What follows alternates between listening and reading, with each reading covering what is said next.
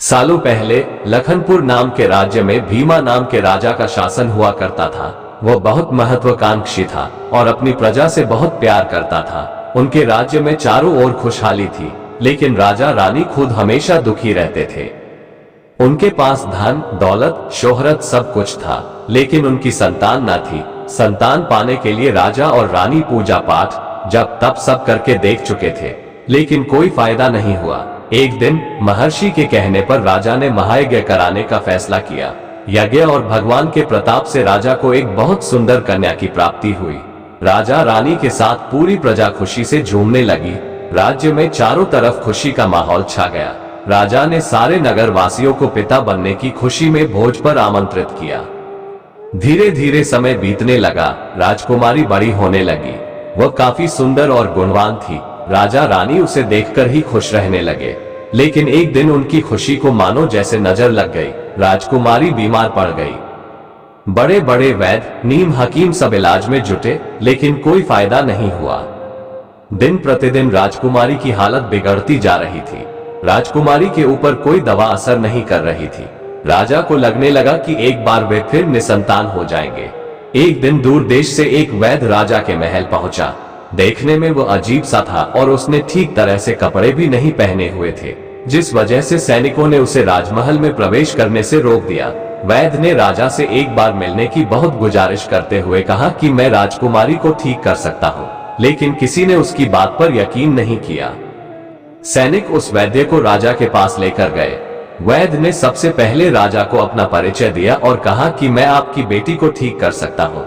राजा उसकी बात सुनकर प्रसन्न हुआ, लेकिन उसका रहन सहन देखकर राजा ने भी उस पर यकीन नहीं किया। उधर राजकुमारी की तबीयत दिन प्रतिदिन खराब होती जा रही थी, इसलिए राजा किसी वैद्य पर यकीन नहीं कर पा रहे थे। लेकिन उस वैद्य का आत्मविश्वास देखकर राजा ने उसे एक मौका देने का फैसला किया। राजा ने वैद्य को बोला कि अगर राजकुमारी ठीक नहीं हुई तो अंजाम भुगतने के लिए तैयार रहना। इस पर वैद्य ने बोला ठीक है, लेकिन अगर राजकुमारी ठीक हो गई तो मुझे क्या मिलेगा? राजा ने कहा जो मांगोगे मिलेगा। वैद्य राजी हो गया। राजा खुद उस वैद्य को लेकर राजकुमारी के पास गया। राजकुमारी बिस्तर पर बेजान सी लेटी हुई थी। ऐसा लग रहा था जैसे किसी ने उसका सारा नूर निकाल लिया हो। चेहरा दर्द में डूबा पीला पड़ गया था। वैद्य राजकुमारी के करीब पहुंचा और नब्ज टटोलने लगा। फिर उसने थैले से जड़ी बूटियों से तैयार दवा की पुड़िया निकाली और राजकुमारी के मुंह में डाल दी। वैद्य ने राजा और रानी से बोला कि आपकी बेटी जल्दी ठीक हो जाएगी। वैद्य की बात सुनकर राजा रानी के मन में बेटी के ठीक होने की एक उम्मीद की किरण जाग उठी। ऐसे ही इलाज करते हुए 2 महीने बीत गए। धीरे धीरे राजकुमारी की हालत में सुधार होने लगा। उसके चेहरे की चमक लौटने लगी। राजा रानी के चेहरे की खुशी भी झलकने लगी। एक दिन वैद्य ने राजा से कहा, महाराज, राजकुमारी अब ठीक हो गई है। ये 1 महीने की पुड़िया बनाकर दे रहा हूँ। इसे समय पर राजकुमारी को देते रहना। इसके बाद राजकुमारी पूरी तरह स्वस्थ हो जाएंगी। ये बीमारी दोबारा उनके पास भी नहीं फटकेगी। अगले दिन राजा ने वैद्य को अपने पास बुलाया और कहा कि वादे के मुताबिक मैं तुम्हें तुम्हारा इनाम देना चाहता हूँ। बताओ तुम्हें क्या चाहिए? वैद्य बोला, सोच लीजिए राजा जी, आप अपने वादे पर कायम रह पाएंगे? राजा ने बोला, तुमने मेरी बेटी को स्वस्थ किया है, बोलो क्या मांगते हो?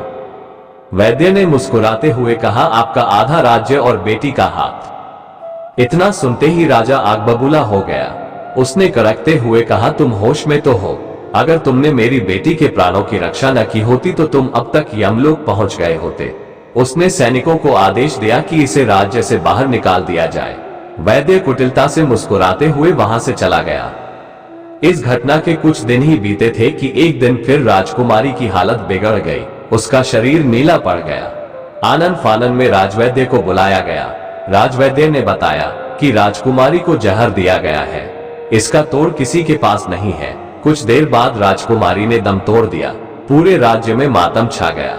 राजा रानी शोक में डूब गए। छानबीन में पता चला कि वैद्य ने राजकुमारी को 1 महीने खाने के लिए जो पुड़िया दी थी, उनमें से ही एक पुड़िया में जहर था। वैद्य को पहले ही शक था कि राजा उसकी बात नहीं मानेगा, इसलिए उसने एक पुड़िया में जहर भरकर रखा था। उसने सोचा कि अगर राजा शादी के लिए मान जाता है तो वह जहर वाली पुड़िया हटा देगा।